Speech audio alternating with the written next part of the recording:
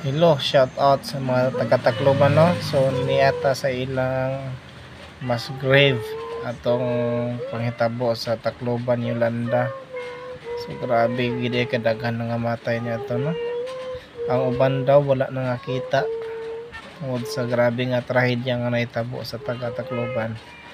So 2 years lang nakabangon na gid din sila agad.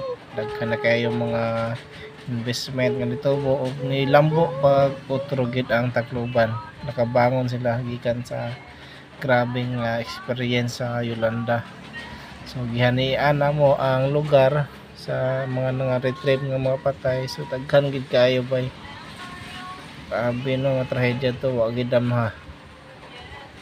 So kani si Ma'am Sister sa Holy Infant College sa Tacloban, iyaming gi suroy, no.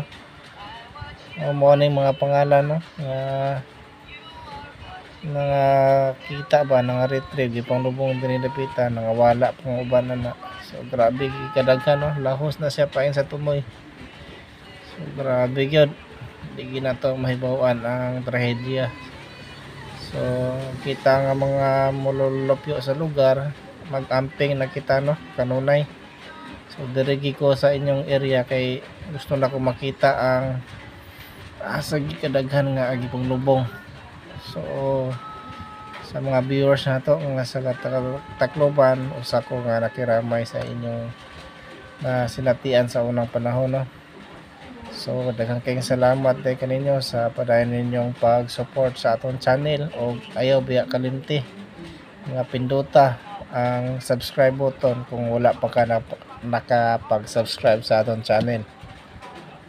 So bali po mubalik ko diring lugar kay ato pang i-feature ang inyong lugar. Grabing trahedyang nahitabo, pero grabe po ang pag-uswag karon sa Tacloban City.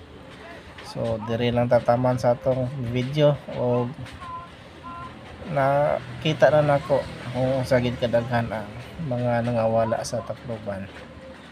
So mag-amping kita kanunay, magampo kita sa kitasan para tagantag kabasog sa atong pong lawas. So ayaw biya kalimot pag-subscribe sa atong channel. Gamay lang nga support gikan kaninyo mga boss idol.